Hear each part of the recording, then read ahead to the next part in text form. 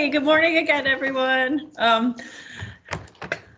Heather Bowden here, Tina Makarowitz, Janet Arcucci, wave. Fred Featherly, Chuck Lindstrom. Good morning. And then we've got some other project managers on as well. I didn't know if you guys would like to introduce yourselves at this time. Kayla? Hi, I'm Kayla Rosen, and I'm another project manager. Is Jason on? I am here, Jason Perez. Welcome. Yeah.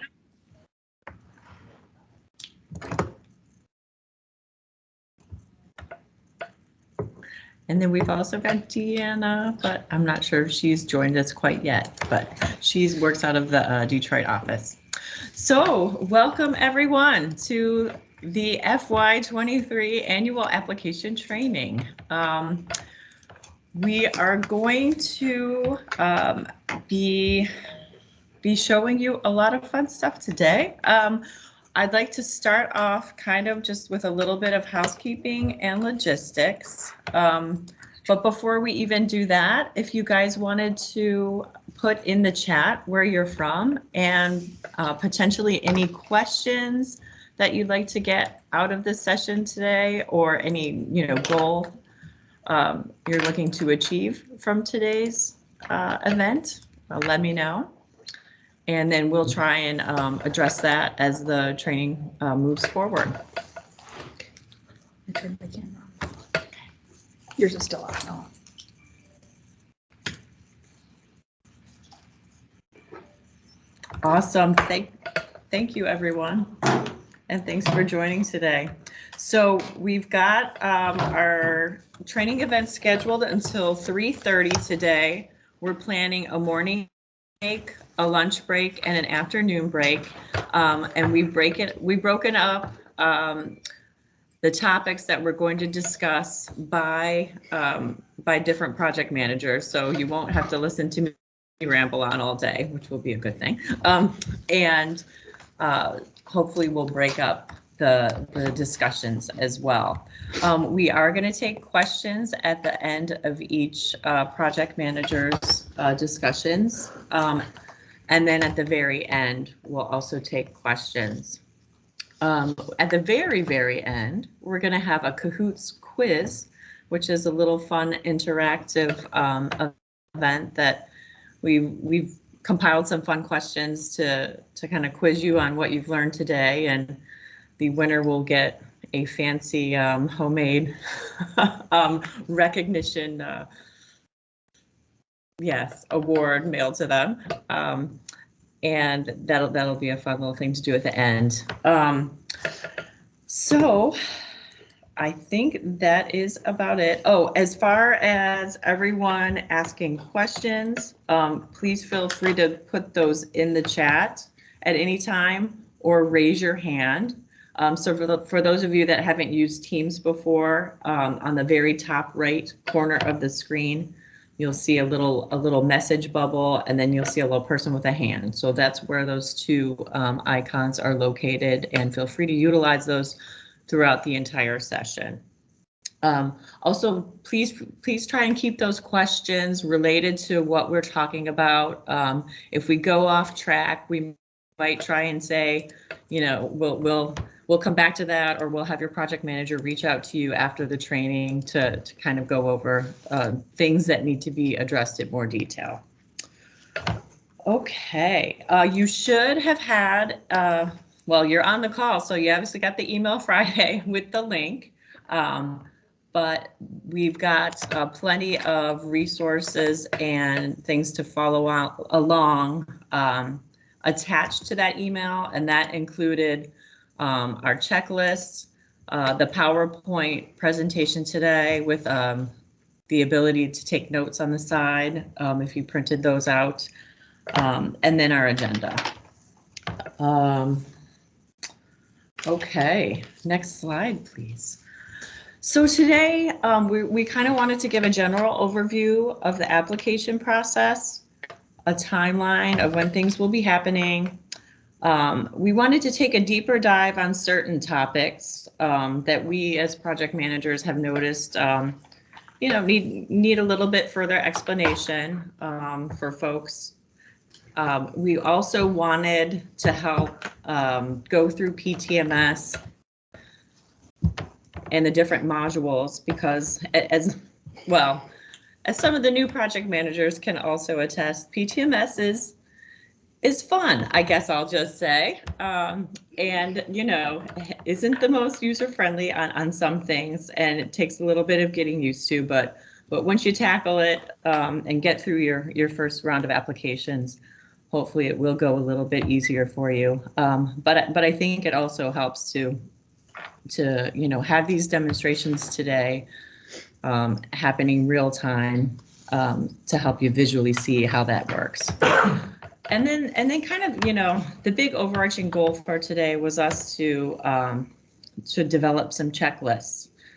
And I'm actually going to turn it over to Andy Brush, who is going to kind of talk about why we did want to have this application training today and a little bit more goals from the office, bigger picture idea of why we thought it was important.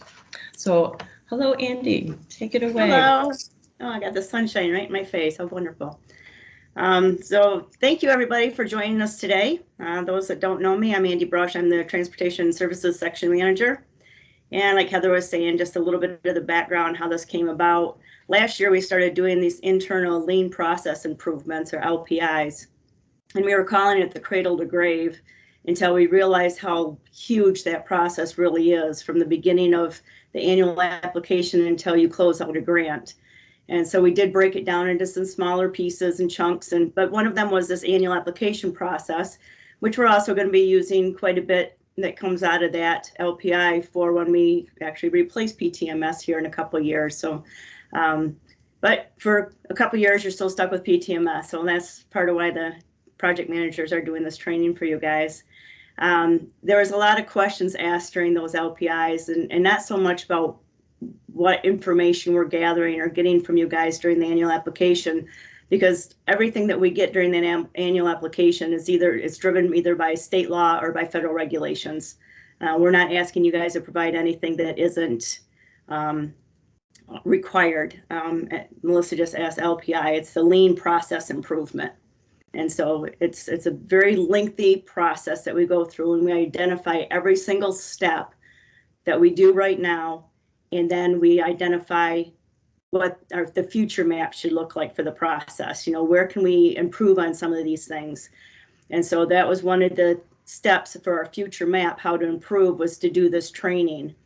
So the project managers all got together and they've been putting a lot of work into this. And I'm very hopeful that it's going to be very helpful for you guys. Like they were saying, they put together some new checklists for you, not necessarily for us, and not the one that's already in PTMS that some people use and some people don't. We looked at the dates of when things are due and given you guys, we're opening up the application to start on November 1st now, so that you guys have more time to be able to do your local advisory committee meetings, your board meetings, and your public notice. And so that way, by the time February 1st rolls around and everything's due, like we said, we're hoping that we won't have any additional follow-up. I mean, that would just be, we'll have perfect applications from everybody. And so, your only letter that you'll get from us is the recommendation letter saying everything is good. So fingers crossed, that's what we're hoping for next February. So really appreciate you guys jumping on this and using, it's a long day, I get it, but there's a lot of information here.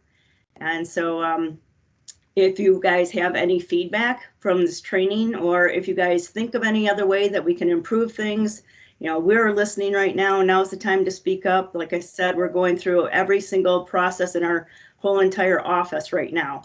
So we are trying very hard to make some improvements and help you and help us. So, provide your feedback to your project manager, to Valerie, to me. And just like I said, we're trying to improve the way that we're delivering all of our programs. So I hope you enjoyed this training. And with that, I'm going to turn it back to Heather. Thank you, Andy. Yeah, and just to follow up with the feedback, we are putting together a survey, and we can send that link out to y'all after the training. Look for that email in a few days.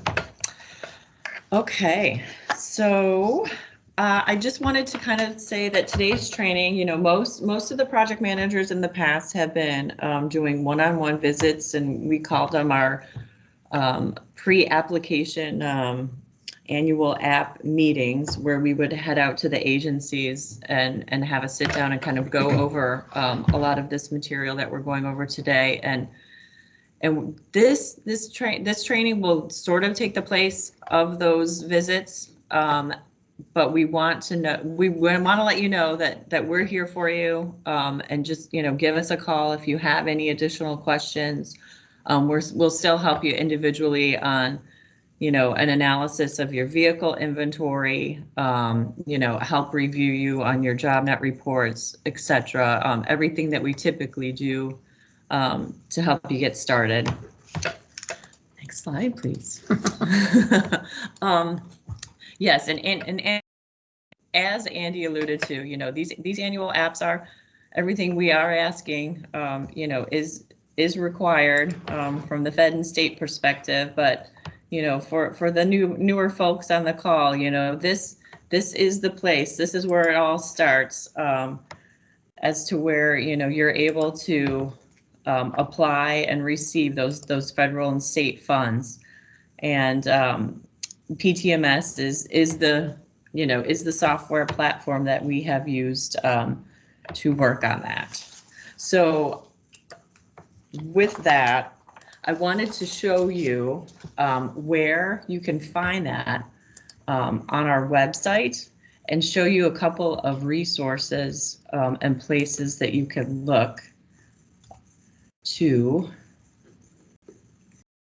help you fill out your application a little bit easier. So I am going to take over, and hopefully you guys can see what I can see. Yep. Alrighty, yes. And so in PTMS, oh no, okay. One moment, please. It timed out on me, as you guys probably are aware of as well, when you're trying to log in. Yes, it does do that. I know. It needs more than like 10 seconds, right? Okay.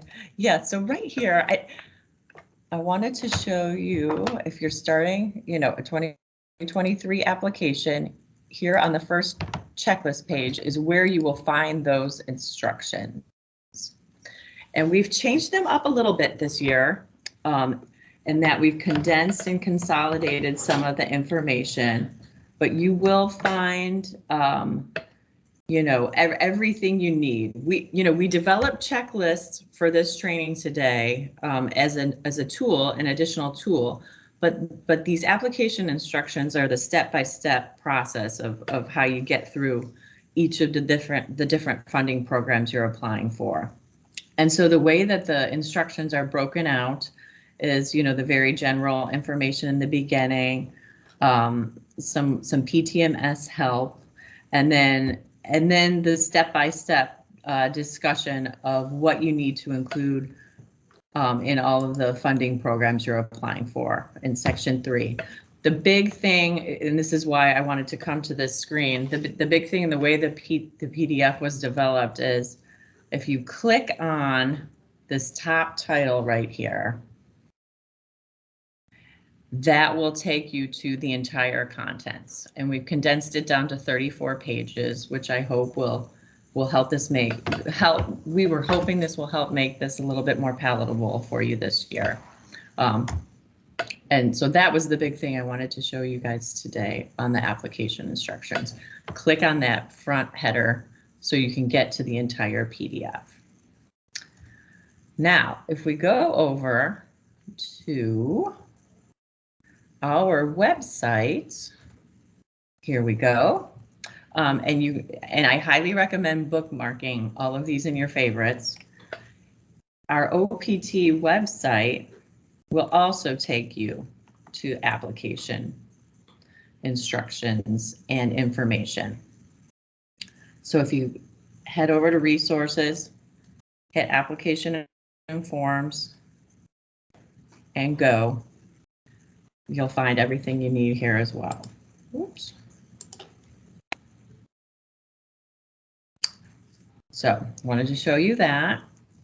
Wanted to also show you,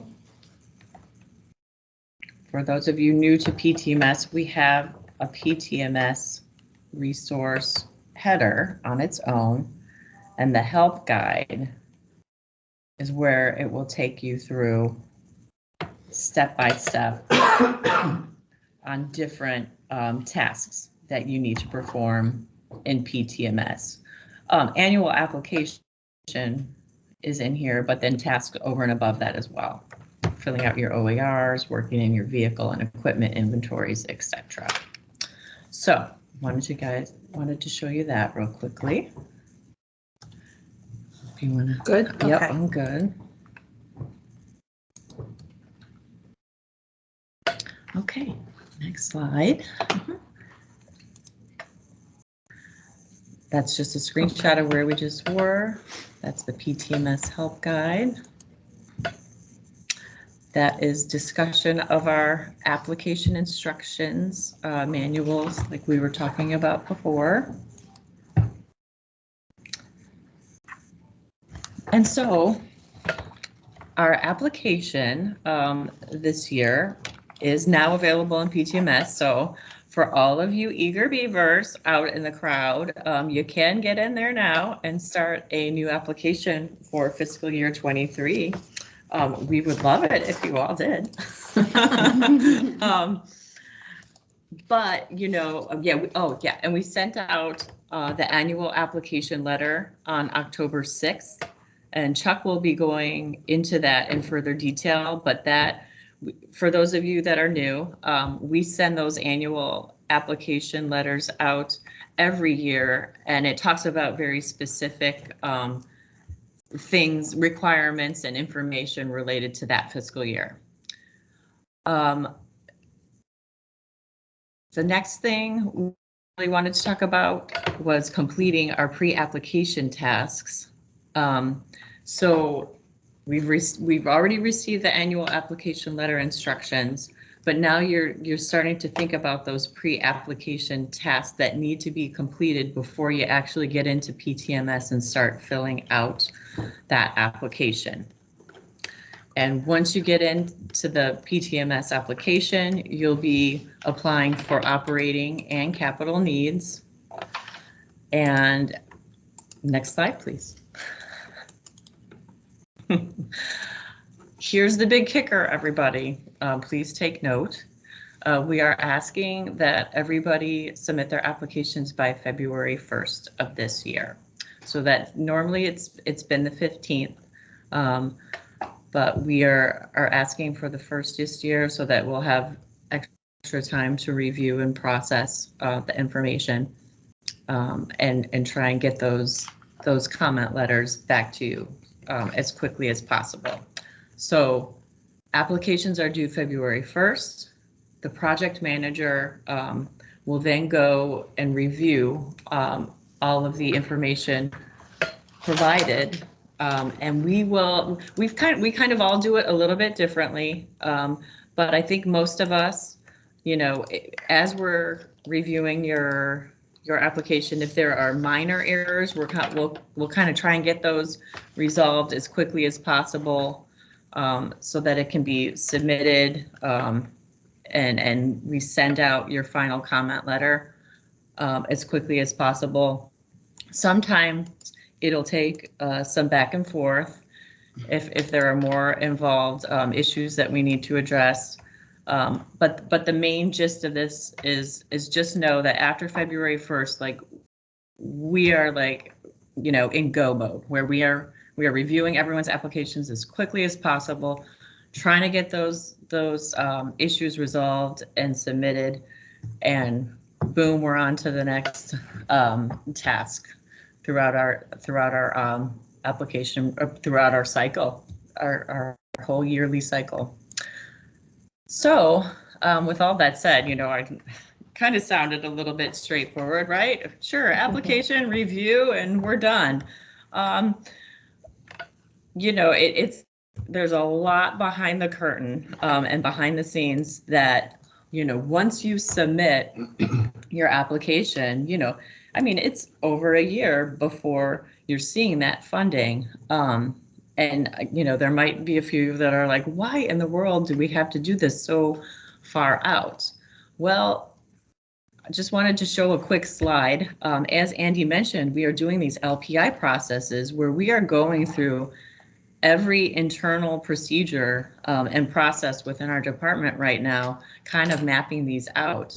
And boom, that's from when you get those comment letters back to when you get your funding is all the steps that we behind the scenes go through to get that money out the door for you all. And so just know that we're working as hard as we can to get that to you as quickly as possible. But that's why it does take a little bit of time. So with that, like we were talking about, the annual application letter talks about the certain requirements for the year, and I'm going to turn it over to Chuck, and he's going to go into detail on that letter. Everybody see that?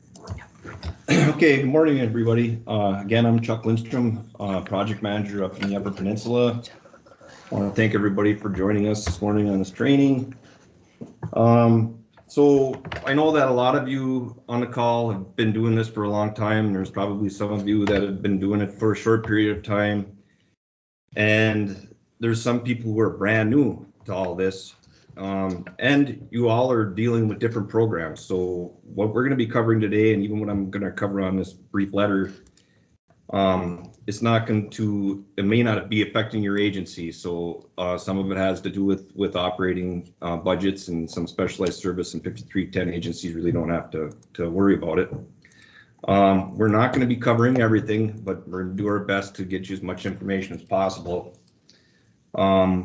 Like Heather already mentioned, please keep your questions application specific for the sake of time. And if you're really lost on something, make a side note and contact your project manager for help on that. So here's the letter that was sent out, emailed to all agencies on October 6th, and it's something that we send every year, explaining key points, reminders, and minor and major changes to the application.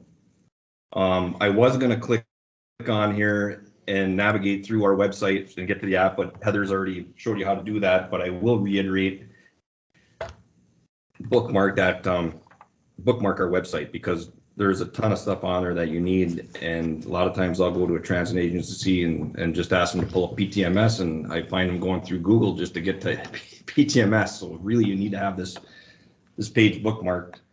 The application itself is not easy to navigate. I've always suggested to the agencies in the UP, when we had 84 pages of application, before we were doing this online, I would always tell them, please print it double-sided, make it in a book form, and keep it by your side when you're doing your app so you can thumb through and look for that stuff. Well, now we've got it neck down to 34 pages, and it is an online app.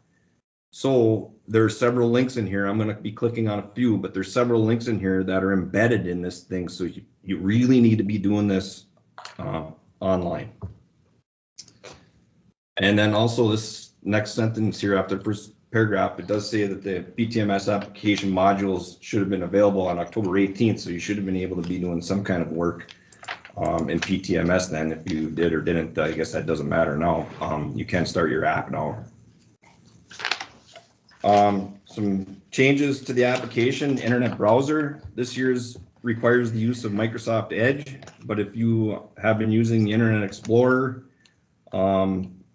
you can still use that. You might run into some glitches with it, but the bottom line is they're going to discontinue Internet Explorer next June. So As for now, the requirement's going to be Microsoft Edge. Application,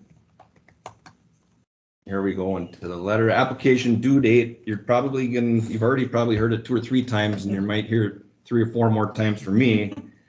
Everyone's application, all programs, applications are due February 1st. This next paragraph in the letter it references page 4 of the instructions, and it states update number of spare vehicles and vehicles required for peak service. The vehicle spare ratio rate will be automatically updated accordingly. So this really isn't something new, but sometimes it's something that just gets overlooked. But it's really important to revise that information if your peak has changed.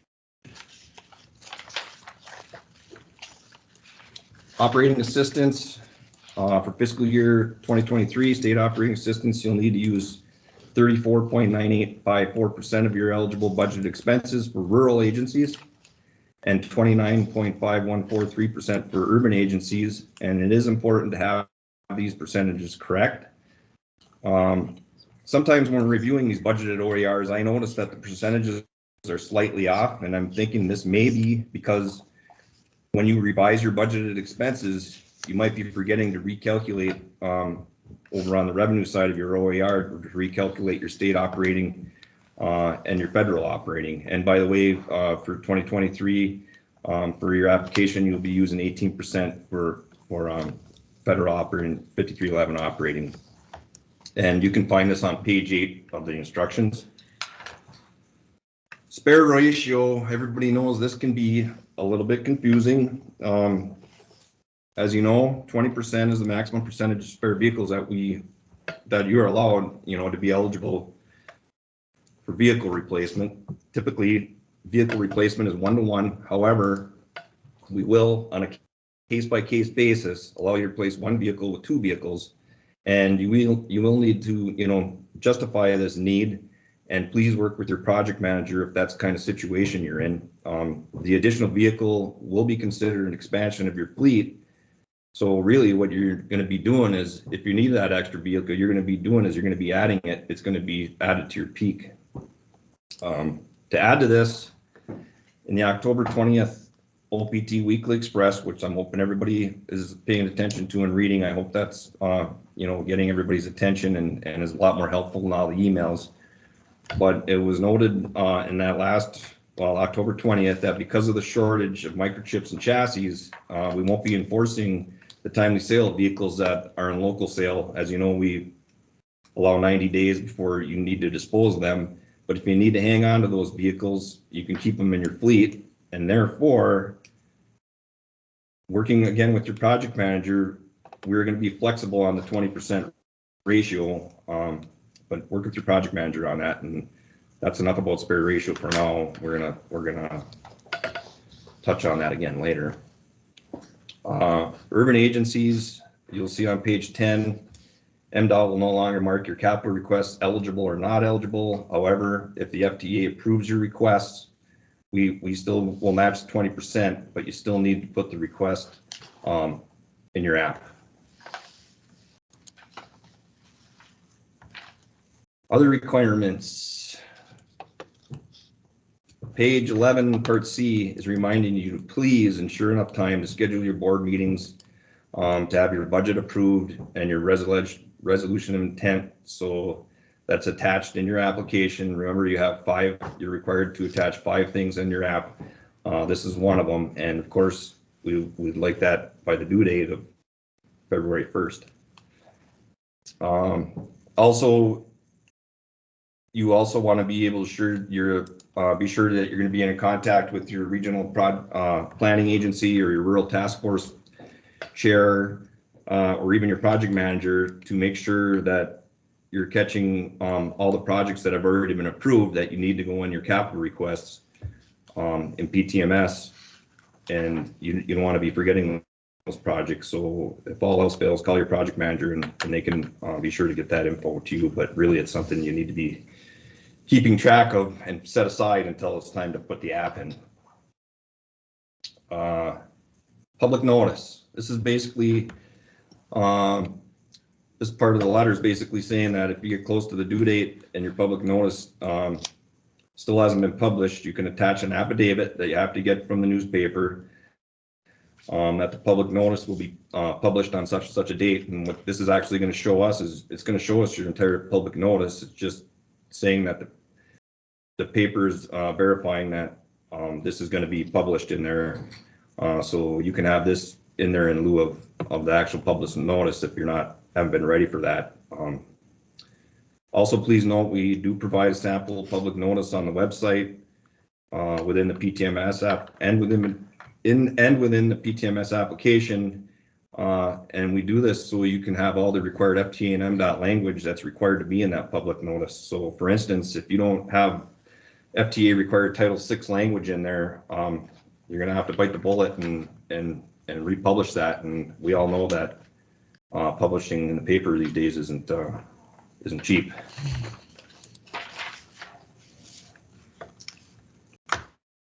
New Freedom, there will only be continuation for New Freedom and no expansion activities allowed for fiscal year 2023.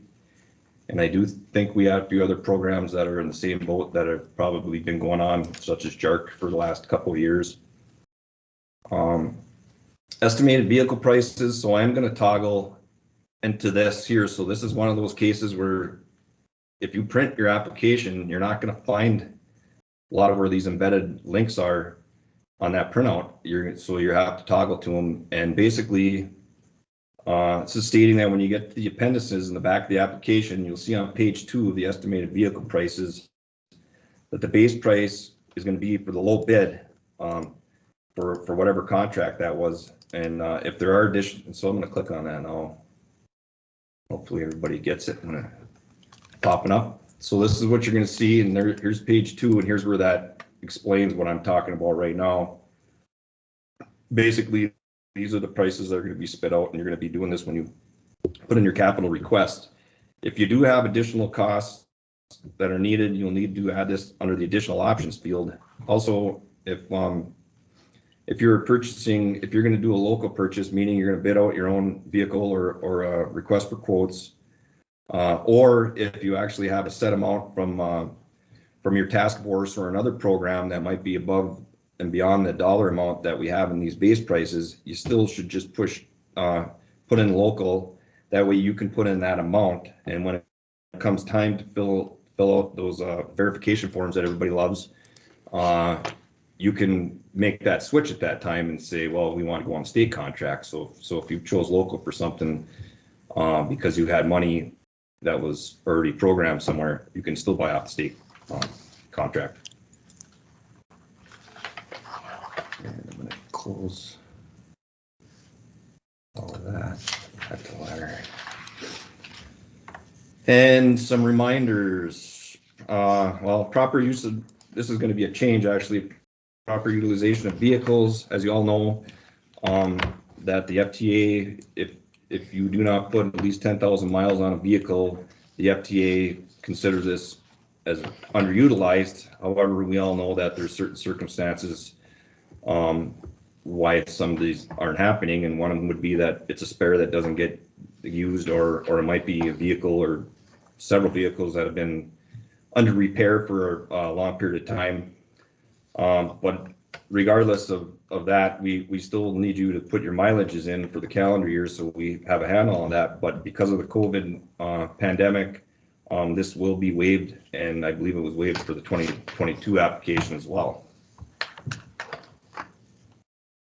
LAC meeting. This is a reminder, as with your resolution of intent and public notice, please be sure to schedule your LAC meeting as soon as possible. So it's attached in your application by February 1st. As always, you're required to discuss your vehicle accessibility plan in the meeting. This must be recorded in your minutes. This gets missed a lot, and truly, I know you go over a lot of things in your LAC meetings, which are very good and important, but the only real requirement that we have for the application is that you've discussed your vehicle accessibility plan. Also, you really need to be sure that your LAC minutes are signed by the chairperson. For a long time, we've allowed transit managers because typically they're the ones, scheduling the meetings and running the meetings. And I guess that was okay for a while, but we really need these signed by the LA chairperson or a suitable substitute to sign these. And actually, let's just go in there real quick just to show you. So here's another one here. If you printed these application instructions, you're not going to find all the things that are required of this certain part of the app. So we're going to go in here and according to the letter, it says page 12 of this section of requirements. And so page 12, you're going to see right here, shows you everything you're going to need to know requirement wise for your LAC. We're not going to go through all of it, but just another thing to remember to have the proper makeup of your LAC and make sure you have the right people that are on that council.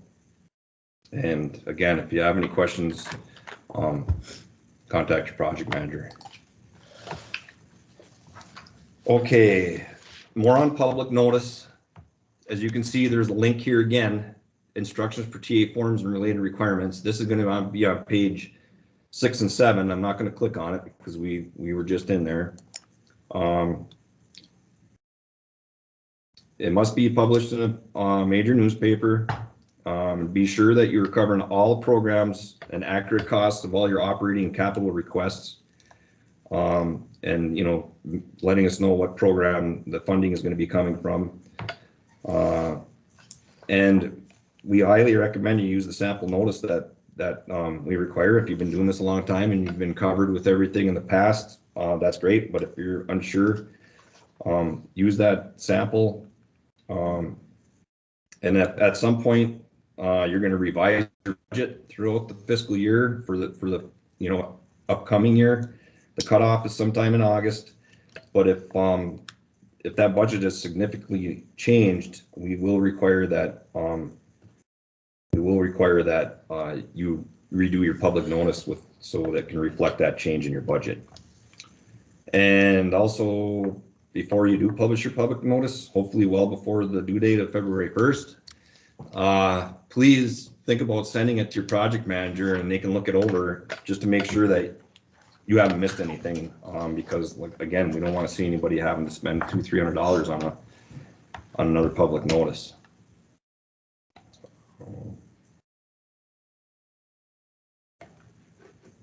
Yeah, okay, and this next statement is just basically saying that all apps need to be submitted online using PTMS if you have PTMS. We've been doing this online for some time now, actually, and I do still have one agency that likes to send me the entire app in a big thick packet in the mail, and you just really don't need to do that anymore. Also, if you do need to review some TA forms and look back to see what you've had in something from a couple years ago prior to 2019, I don't know where that is in the letter here, I got lost.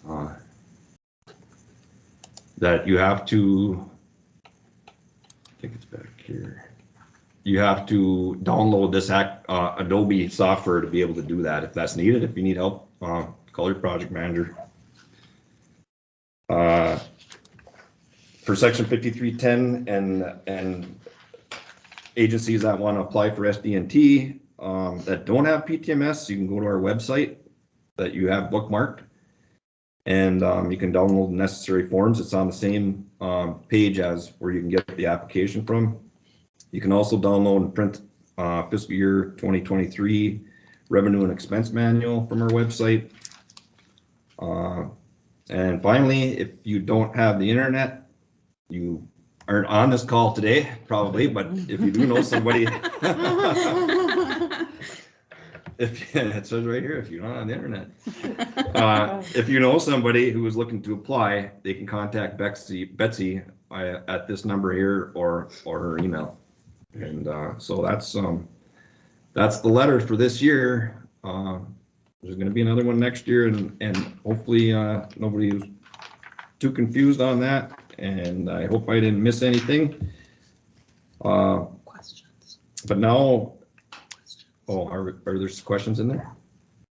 Oh, does anyone have any Oh, I don't know, does questions? anybody have any Questions before we move on? questions or app-related questions before we move on to Tina? Hi, this is Vera. I have a question. I saw in there where it said, it used to be 4 years, 100,000 miles, but when you were showing that, it said the price of the vehicles, it said 7 years, 200,000 miles. Did they just change that? Okay, I can pull that up. Basically, the 4 years you reference is probably for a van or a vehicle or just a passenger vehicle. A van, yeah. For most all our size buses, it's 7 years now. Well, I should say for a small bus, there's 5 years, and then for a cutaway, we have 7 years. We have medium duties that are 10 years, and we have large heavy duties that are more years than that, and that is covered. That is covered on the back. There's a link on the back of the app where you can get all that information. So the thing you might be referencing for 4 years was either a van or another small vehicle. Well, van with lift Same is thing. what we normally get. Yep. So that's still 4 years. That's for you. Okay. You might have saw one of the buses on that list. Okay. Thank you. Any questions in the chat? No? Okay. Okay. All right. I'm gonna turn it over to Tina, and she's gonna go over some new checklists that we put together. Okay. That come up. Okay. Thanks, Chuck. Well, I'm really excited to introduce this next part of our training, something that we have been working really hard on for several months now. We have 7 new checklists, one for each funding program that you'll see on the slide right now, that we're going to go over with you today. We hope that these will be a very helpful tool that will assist you with checking everything off the list, so to say, to assist you with not forgetting any important step of the application. With that said, before we dig into the first checklist, I just wanted to reiterate what, like Chuck said, we're probably going to repeat some of this information a couple times, which isn't always a bad thing. But just want to reiterate that you should always refer to the application instructions and the PTMS help guide for complete guidelines and instructions. Each resource really does serve a unique and specific purpose. For example, as Heather went through, the application instructions are again the official and complete guide to the application and should be the place that you refer to when you have specific questions and for specific information about each funding program. The application instructions is really your rules and regulations and all the, the meat and potatoes of your application. The PTMS help guide, on the other hand, does a great job with explaining how to create forms, edit and save forms, more or less how to click around in the IT side of PTMS and the application. And there were checklists, well, there still are checklists in your application, but they were very basic. And so why did we create these new checklists? Because we already had some, right? Well, as Andy alluded to earlier, we have been going through these LPI, these lean process improvement workshops and internally. And these checklists were something that we identified as a gap, so to say, an additional information that we could fill this void of what's missing in between the application, PTMS, and just to provide you with a little more in-depth instructions with regards to a checklist. So, oh, gotta change the slide here. Could you? Yep. Oh, hold on just one second. You gotta go back to this one right here. Okay, sorry about that. So for the past 2 years, OPT has been monitoring the annual application process specifically to identify ways in which we could streamline the process, enhance the great resources and tools we have already developed, and curb some of the common finding errors. These new checklists were developed as an additional tool to assist agencies with completing a more accurate and complete application. So why did we create these new checklists? Because many of you have probably done these apps for years now. But doing something once a year, it's very easy to forget what you did a year ago at this time, and maybe some of the simple little things that you forgot to do when you were putting your application together. So we're hoping that these checklists will help jog your memory from year to year. They'll also be a great tool for you to make notes on. So whatever checklist you're using for the funding type that you apply for, you can add your own notes from year to year, save a copy of those with your application, and then pull that out in the next year to see what mistakes you made or what corrections you needed to make. So next slide. So have you ever wished that you had a list of what your project manager looks for in application review? So these new checklists were developed specifically from the project manager review checklists and the common findings documents. So what the project managers look for and the common mistakes that are made by agencies across the state. The checklist also includes pre-planning items to help agencies better prepare. So you may remember in some of your one-on-one meetings, your project manager going over, these are some things you should be thinking about doing now, and you need to get this, lined up and start thinking about that. Well, we've included all of those in the checklists. They are also in the order of how agencies complete the application. So hopefully they're going to follow right along with how PTMS is set up. We tried to keep everything kind of consistent in that manner. And as I said before, there's a separate checklist for each funding program type because they're all just a little bit different from the next. And as I've already stated, these checklists are going to expand greatly upon the checklist, the short consolidated checklist that you have seen in PTMS before, which the next slide is going to have a screenshot of that. So when you go into PTMS, the very first, what do you want to call it? The thing on the left, what is that? That's where it says checklist menu. Thank you, Fred. When you click on checklist, that's going to bring up your application instructions link at the top, which Heather showed earlier is one way to get to your application instructions. And then from there down, you will see every single checklist. This is the checklist that you had available to you before. So this is the consolidated checklist. And it goes over, just real brief action items, what you need to submit, what you need to update, save it here, submit, pin your application. There's also a list of all the required TA forms and your other requirements. And when you're in, I'm not going to toggle over to PTMS now, but when you scroll through this, you'll just scroll down this list and it will have every single funding type checklist. Again, this is a very abbreviated checklist that some of you use it, some of you don't. It's solely for your use. It is not something that we require you to submit with your application. Actually, could you go back for just a second? And as we walk you through each of these checklists now, you will see that the new checklists we've created are much more detailed than the basic PTMS checklist. I'd also like the checklist in PTMS, like the checklist in PTMS, as I just mentioned, the new checklists these new checklists that we're going to introduce to you now are not required. I'll repeat that. They're not required to be submitted as an attachment to your application. They are simply available to help guide you through the process, to help you cross all your T's and dot your I's, and to hopefully have less items to correct after your project manager's review and comments. So our goal here is to give you these tools that are going to help you complete a more perfect application. So first, yep, you can go on. Thanks.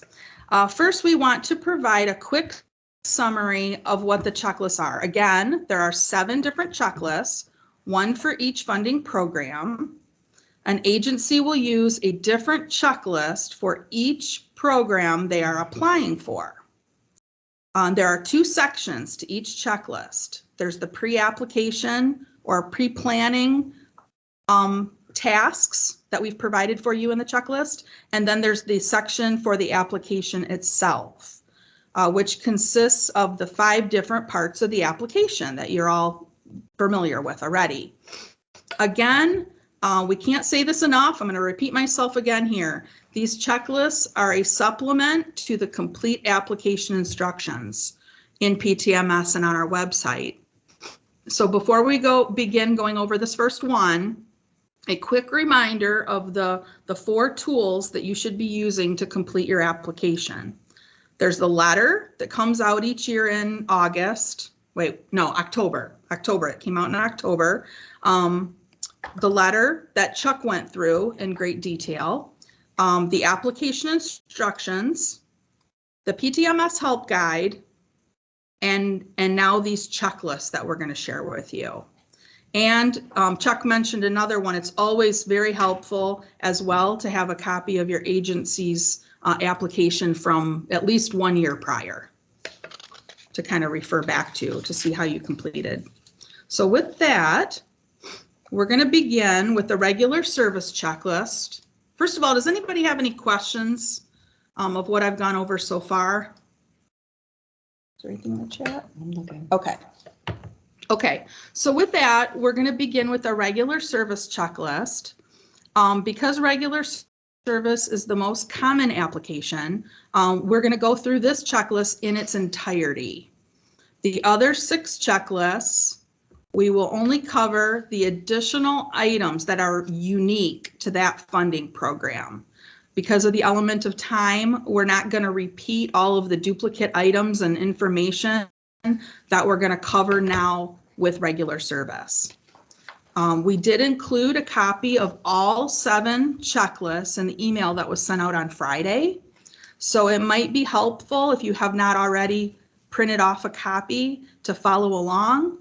But if not, we are going to go through the entire regular service checklist now. I also just wanted to point out that even if you are not a 5311 agency, there are going to be many parts of this checklist for regular service that are also, for example, on the section 5310 checklist. So you do want to pay attention as we are not going to repeat all of the duplicate tasks when we go over the checklist for 5310. So just wanted to point that out. Okay. So the first thing that you will see on the regular service checklist is the top section, which is for pre-application planning. And the first item we have on there is to schedule your meetings. So we're specifically talking about here your local advisory committee meeting, which Chuck talked about briefly, and your board meeting. Pre-planning is imperative, and it's a very, very important step to the application process. Both of these meetings must be completed in a timely manner to allow enough time so that you can submit the signed documents from these meetings prior to the, when is it, everyone? February 1st application deadline. So as an example, for your local advisory committee meeting, you've got your the vehicle accessibility plan that Chuck referred to that needs to be discussed at that meeting. Have those minutes signed by a board member and by an LAC member and attached to your application. Again, needs to be done before you submit your application. In addition, your board meeting should be scheduled no later than early January, probably to allow for that deadline. You need to get your budget approved, reviewed and signed so that you can get the resolution signed and submitted as an attachment to your application. The board meeting is also an opportunity for many agencies to have their contract clauses form sign. If that's when you see that the person who's your signer, that's a good opportunity to get that signed as well. It's not required to get it signed at your board meeting, but just another good opportunity to get that document signed as well. The next item that you'll find under pre-application planning is regarding vehicle inventory. So I'm going to spend a little time on this.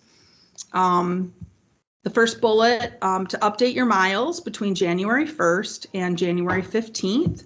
And it is helpful if you notify your project manager when you've completed that, just so that we can go in and update your vehicle inventory spreadsheet that we help provide for you to complete your application. The sooner you get your mileage in, the better, so that we can get that updated for you and get you a updated copy so that you can determine which vehicles are eligible for your application. The second bullet refers to the vehicle listing page. I'm going to talk about this real quick, and then I'm going to have Heather toggle over so I can show you where that is for those of you who are new. The next again, these are pre-application planning things that you can do before you even begin your application. So you need to go to your vehicle listing page and verify that your total spare vehicles and your total your fleet is right, because it's calculated automatically in PTMS, but your total spare number and your total peak number, you need to check those. Those are things that the project manager will look for in their review. So the total fleet, you're going to subtract out any vehicles that you have in local sale. And that's going to give you the total number in your assigned fleet. From that number, you subtract your peak number, and that leaves you with the number of spares in your fleet. So let me back up. What peak means, your peak number should be the total number. So when you go into your PTMS screen and you're looking at what your peak number is, that number in PTMS should be the total number of vehicles that you have on the road during the busiest day time of the week. So the most vehicles you have on the road at one time, that is your peak number. So let me go back to checking that spare number, because we do find that in our review that's wrong, that it's not correct. So you're going to look at your total fleet number, and actually, should we just switch over? Sure. Okay, sorry. I feel like I'm rambling. And here's the visual in Okay. PTMS. And can you make that just a little bit bigger? I don't know.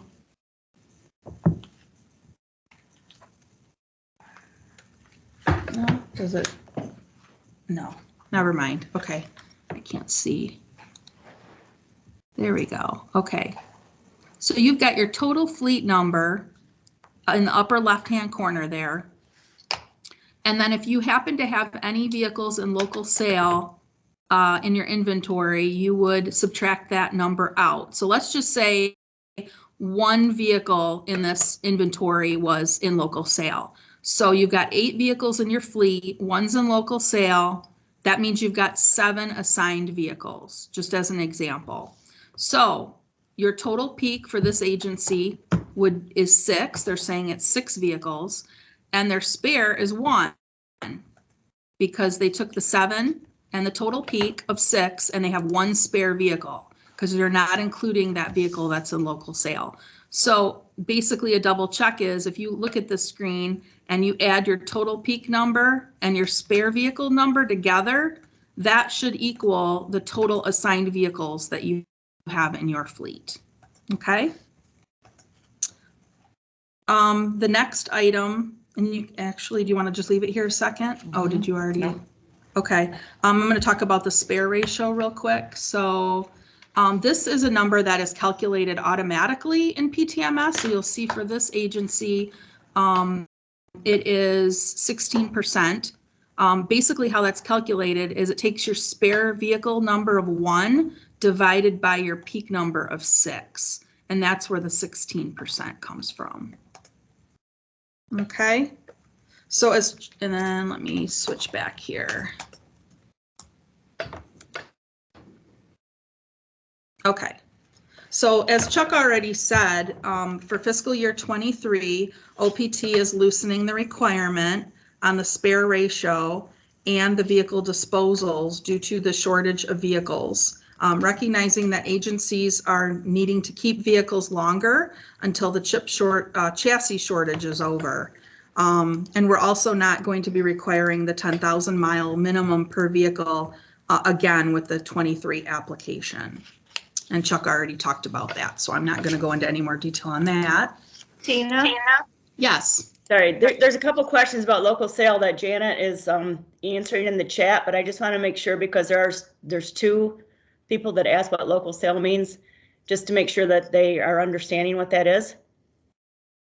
Okay. Yes. Okay. What is meant by So- local? Do you want to go ahead? Yep. Okay. So local sale is the status that your vehicle is placed in after you request to dispose of it. So normally your revenue vehicles are in an assigned status, meaning that you use them in your vehicle inventory in PTMS. However, when it is time to dispose of them, you write us a letter and fill out a form to dispose of it, and we approve that, and we put it in quote local sale. That means that it is in, I guess, vehicle purgatory until you actually dispose of it. So it doesn't count towards your peak and your revenue vehicles because it is on the way out the door. Okay. Did that answer the question? I can't, sorry, I apologize. I can't see the comments in the chat because my computer is running the slideshow. So what was the other question? Did we address that one? No. So the next question is, we are still not operating at 100% from COVID. Still report our current peak. What if it is lower due to the pandemic? Yes, you would still report your current peak. And we are aware that because of COVID, there have been services that haven't all yet come back. And so that's why for this year specifically, we will be looking at the spare ratio on a case-by-case basis. Hopefully that answers your question. I just wanted to add one thing about the local sale. Probably everybody's aware now that we have a much simpler, streamlined process where you would email a copy of your title. Nothing gets hard mailed anymore. You email a copy of the title and your disposal request form. That goes for equipment as well, by the way. It's similar. And our administrator will sign off on the lien, and you'll get a notice back from Lansing with a letter signed by your project manager. It's no different than any letter that we've been doing for years that explains how to dispose of a vehicle. But the one thing, and I need a reminder on this myself, is that now with this new change, once you do get that letter and you're ready to dispose those vehicles as quickly as possible, if necessary, if you're in that situation that you still need vehicles, that's another story. But when you are ready to dispose of that vehicle and you notice that you can't put that vehicle in disposed status, that means your project manager has forgot to do that. It's now the project manager that puts those in local sale. And I know that I just had a couple in the last couple of weeks, and I forgot to do that. So if you got one of these a few weeks ago, would you please remind me, or your project manager, tell me what vehicle that is, and we can get that put in local sale. Okay. Any other, oh, I do see a hand. Any other questions regarding spare vehicles, peaks, spare ratio, local sale, vehicle disposals before we move on? Vera had a question. Vera, did you have a question? Yeah, I fill these out for several years now, but it's always confusing to me, and I'm sure anybody that's filling them out is, you're doing it so far ahead of time. So we're doing it for the year 2023, correct? Mm-hmm. When you say filling it out, you mean the application? Right. When you put your Yes. application in now. Yes, the We're going fiscal. Yes. Okay, so if, let's say your vehicle has the 4 years, 100,000. So if you got it in, let's say the summer of 2019, are you gonna be asking for replacement because 2023 would be the 4-year? Or do you have to wait till the 4 years up and then you ask for replacement the next year? No, you are anticipating what will be eligible for replacement in fiscal year 23. Okay, great. If that vehicle is got a 4-year useful life and it was purchased in 19 and it will be eligible for replacement with years in 23, you will include that on your 23 application in anticipation that it's eligible. Great, thank you. You're welcome. And, you know, and we evaluate it based on years and miles. So, you know, your van's 4 years, 100,000, but, you know, if it hasn't hit that top mileage, you know, it still will be eligible. It just might be moved lower on the priority of being funded that year. Sure. Based on Sure. how much money we've got on whatever program you're asking for. Okay, thank you. Yep. Okay, any other questions before I move on? Oops. Okay, next slide. So again, we're talking about pre-planning. These are all pre-planning things that you can do prior to starting your application.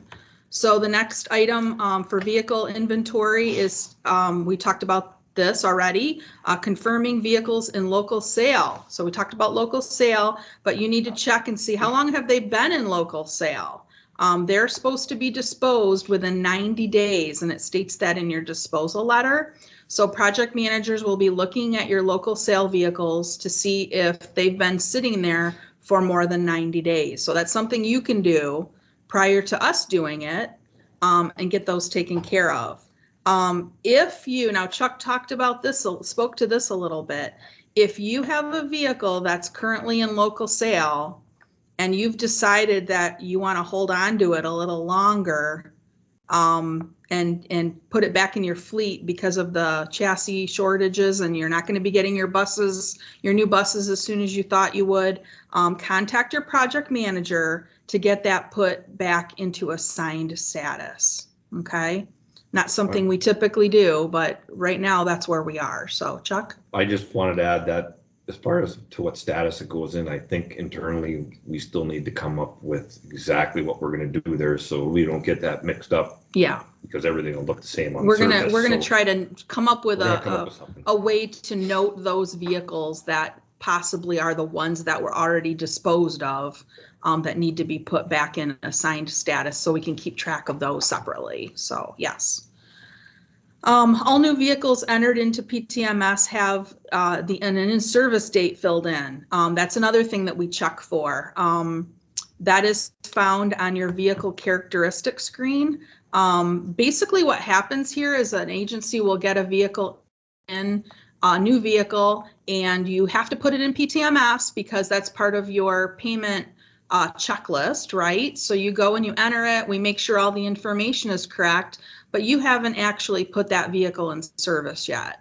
So you haven't filled that field in. And then a month goes by, the vehicle gets put in service, but we all forget sometimes to go back and put that date in there. So that's what we're looking for to make sure that those in-service dates have been filled in. So there is a report that you can run. Do you still have PTMS open? Mm-hmm. And I'll show you that really quick.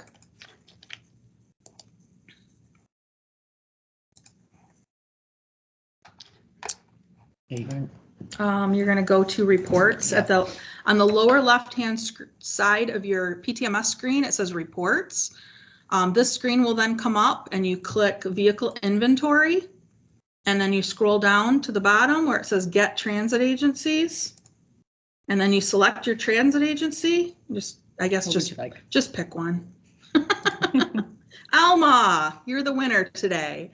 And you're going to get a report like this that comes up, and you'll see the column on the right-hand side that says in-service dates.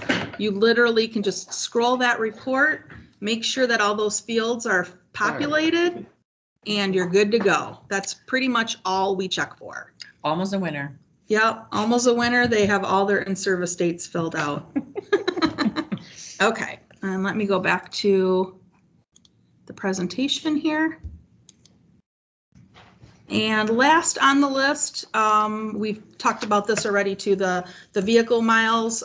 Typically, we're looking to see that all your vehicles have been driven the 10,000 miles. This is something that, you know, is going to be a requirement. It's just not required this year due to COVID. So, oh, I did want to mention on that though, however, even though we have relaxed the 10,000 miles for COVID, you should still be rotating your vehicles throughout your fleet to have appropriate use on them. I know that has been a problem with some. So make sure that you're rotating your fleet and using all of your vehicles regularly. So just want to point that out. Okay, still on pre-application planning. Gosh, there's a lot of things you can do before you start your application, aren't there? And we're still on regular service. So, so capital request. Fred is going to cover capital requests in great detail. All I'm going to talk about here is some things you can do before you start your capital request. So you're going to want to look at 4 years worth of funding. You know, you want to think about 4 years out and identify 4 years worth of like your rural task force, CMAQ, small urban funding. If you're requesting vehicles, identify which vehicles are eligible for replacement. And as I mentioned, the project managers will provide their agencies with vehicle inventory spreadsheets to assist them. So I think we're getting those out here pretty soon. We'll update those to all the vehicles in your fleet. Your miles won't be updated yet, but it does project your miles out. And then when you do update your miles, your project manager can update that for you, or you can just go in and simply update your miles in the spreadsheet. Let's see here. Another thing I wanted to mention too is we strongly encourage you to create a 5-year list of projects. It makes the application process much smoother for you. You can use it as a tracking spreadsheet of sorts that shows your projects, your funding, when you applied for it, when the projects were actually awarded, which projects haven't been awarded. So you kind of have just a way to track all of this in one place. It also helps as a reminder of when you applied for, what you applied for in a given year, so that when you're asked to complete your verification forms, and I'm sure, I mean, I know I have a hard time remembering, but you know, and you're like, okay, we need your verification forms for this year, and we don't always remember what we even applied for. So yes, you can go back to your application and see that, but keeping it in some sort of a spreadsheet can be extremely helpful. Also wanted to point out that the out years. So we talked about what you're applying for in fiscal year 23 is different from what you're applying for in the out, we'll call it the out years. So 24, 25, and 26, and those things can be changed. So I know I've had that question a lot. I'm sure the other project managers have too, is this set in stone? If I apply for this in 25, is that set in stone? No, it is not set in stone. This is just what you're planning. And those requests can change. Your needs change. We recognize that. So they're just placeholders, and they can be changed for future years.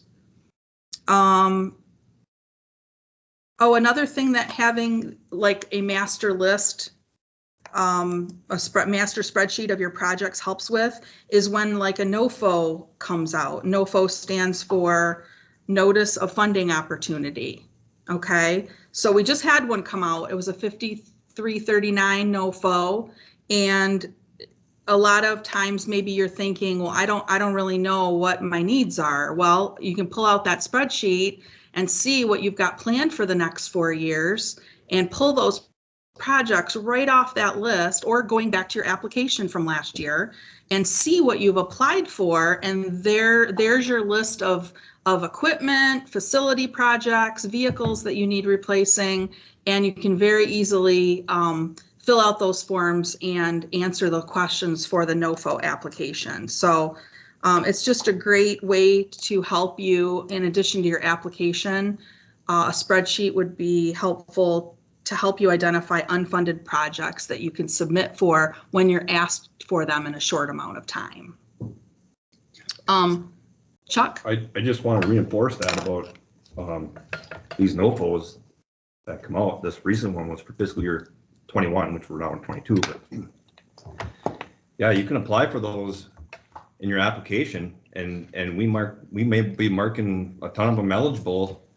But when these NOFOs come out, if even they come out, sometimes they don't come out at the same time. They might come out, and as you know, we have a quick turnaround on them. So even though we've marked these project eligible in your app, you're not going to receive this funding unless you give us the verification forms. So I can't stress enough that you get those projects completed if you don't put in when the NOFO comes out. So I would recommend you doing that, because if it's not something like your real task force or some other pre-approved projects, 5339, we always don't know what we're going to get, but if you don't put in anything, you're not going to get anything. Okay. Anybody else? Anything to add? I just like to tell my agencies, you can't win if you don't play. Right. And the last thing on this slide, the illustrative list, keeping track of what's on that list. We recently had the call for projects, and agencies should be placing items on the tip that they can only reasonably expect to be funded, so that they can avoid unnecessary amendments and adjustments. So, but just having an idea of what's on your illustrative list too is very helpful with your RTF. Next slide, thank you. Okay, so we're getting to the end of our pre-application planning items here. Equipment and facility inventory. Real quickly, all of you should be aware of this, that all new equipment over $5,000 and any new facility construction improvement projects over $5,000 need to be entered in PTMS. So that is something that project managers look for when they receive any payment requests, that payment for a new piece of equipment, if it's over $5,000, that we're reminding you to enter that. However, if you have anything that was funded locally that you might not have entered, you can put that in PTMS as well. So that's something we're gonna look for, but something you should check as well to see that you've got everything in there that you need. You can review all the items. Review all the items that are shown on your equipment list. Anything that has a remaining service life of 0 or a negative number can be disposed of. So this is a time for you to check to see, is the equipment that you have in PTMS, do you still have it all? Or have you disposed of it and you haven't told us or requested disposal for it? You need to submit a disposal request form for that equipment so that we can get it in disposed status in PTMS. So it's kind of like changing the batteries on your smoke detector, something that you should always do, once a year at a minimum, okay? And then it's good to have the equipment module up. Another reason it's good to have your equipment module updated is that Kevin Wassam, who's our compliance analyst, he will be, when he comes out to do your triennial, he will be looking for items to see if you still have them in your inventory. So it's just a good idea to keep that up to date at least once a year, looking at that and reviewing that. We have a question? Okay, 2 questions. So the first question is, what happens with new vehicles that were approved for 2021 but have been pushed back to 2022? Are you referring to your application for 2021 or the amounts of funding? I guess I'm just curious of why it would be pushed back. We were approved for a bus that we were supposed to receive in October, but it got pushed and they haven't given us a delivery date. They said it would be sometime in 2022. So I'm looking at this stuff and I guess I'm new to this. And I don't know if I have to include all of this because this will be new in our inventory, but I don't know anything about it yet because we haven't, like, it's already been approved, paperwork's already been done. It's just because of the chip issue, it's all been pushed to 2022. Is that, and you're saying to confirm, or make sure that we have all our new equipment. I mean, is that something that if I don't have that information by the time this application is due, I don't include it? No, so that is basically the way that that's shown in PTMS is that the vehicle that you currently have that you are going to dispose of has been funded for replacement. So basically now it is just a waiting game until you get your vehicle. Once you get your vehicle, then you place it in PTMS, you put it in service, you submit for a payment. Basically that vehicle that's already been funded that you've ordered and you're just waiting for the chips, it's just sitting out there. Hopefully will be here in early 2022, but it doesn't. It doesn't go on this application? No, it does not. No, you do not Okay. reapply for it because it's been funded. Yep. Okay. And same thing for equipment. If you've got a piece of equipment that you've ordered and you haven't received it, that is not something that goes into your inventory until you've actually received it. Exactly. Yep. So the other question was the illustrative list. Is this something kept internally or should it be on record with the MPO? So for the illustrative list in this context, we are specifically talking as well about the rural task force because quite often there are cost savings from the highway side or there could be cost savings from a transit agency.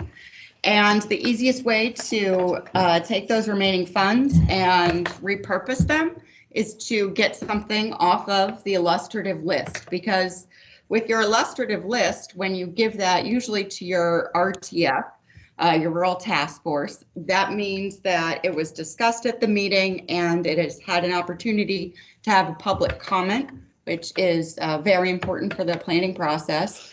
So that's the reason for illustrative lists as well. So Andy has also just answered that, and Andy has said that illustrative lists are only used by the rural task forces, not MPO.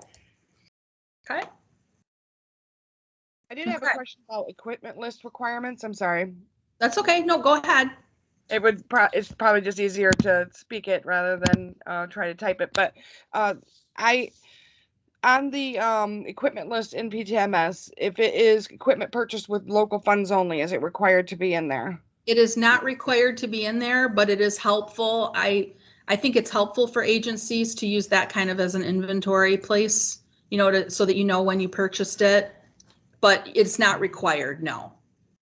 Okay, thank you. Okay. And then we have one more question as well. And then does RTF include the small urban funding as well? Yes. Yep. So does the rural task force include the small urban funding as well? It's a separate. Separate. Yeah, it is separate. It's a separate committee. So it's a separate committee. Yes. Yes, small urban funding has certain criteria, and somebody might be able to correct me if I'm wrong, but like there are certain cities over a certain population that get a set allocated amount of money. And if you go to, if you Google MDOT small urban funding, you can go on the website and pull up the PDF of all the cities that do receive that funding and their amounts. And they have special meetings. And then they have a call for projects out, I believe right now. Yes. For the next few years of the STIP cycle. And you will be, you'll be working with whoever is on that committee in your area to see if you could be eligible for that funding as well. It's very similar in scope as to how the RTF works and functions, but it is a separate pot of money and it's a separate group of folks that meet based on those cities and whether they get that funding. So you know what I'll do? I'll go and put the website to that in the chat. Yep, very good. And I think also have illustrative lists. No. I don't think so. So that's only applicable to RTFs. Thank you. Yep. And I Yep. think if you go to that link that Heather's going to share to see if your community is eligible for small urban funding, I believe, isn't it like an every other year cycle as well? Okay, yes. yeah. So you can see there's also a cycle of funding of what year your community is eligible to receive that. So, yep. Right, yeah, I'm familiar with that. We have City of St. John's and they're very giving to the transit agency, so we get it 1 year in the tip cycle, so. Perfect. Yeah, cool. Yep. So for any new people on the call, you might want to just go take a look and make sure that so that you're aware if your community is eligible for that funding. That would be a good idea. So, okay, the last 3 items on the pre-application planning section of the regular service checklist are the public notice template. Chuck talked about this. Just double check. All we're saying here is double check that you're using the boilerplate language so that you don't get caught in missing, forgetting to have something included, and you have to republish. Review and update the profile screen in PTMS. Again, as changes happen at your agencies, we really encourage you to update, especially contact information as soon as it happens, but just at a minimum of once a year, looking at that to make sure that your numbers, your contact information, any staff changes, you got a new website that's not listed on there, whatever it is, that you've got that updated. And finally, reviewing and updating your agency website. So hopefully it's something you're doing on a regular basis, but just making sure that your routes and your services are all up to date. Contact information is good. So we go out there and take a quick peek at it and see if anything looks out of sorts or if something's missing. But other than that, you know, that's kind of our review process. So with that, next slide. We are at the point of November 1st and your application is open and it's time to start. So at that, we're going to take a 10-minute break to give everyone a chance to use the restroom and maybe grab a fresh coffee, glass of water, and we will be back here. What time is it? 10:50. Let's say, is it 11 o'clock? Yes. Yeah. Let's be back here at 11:10, okay? Thank you.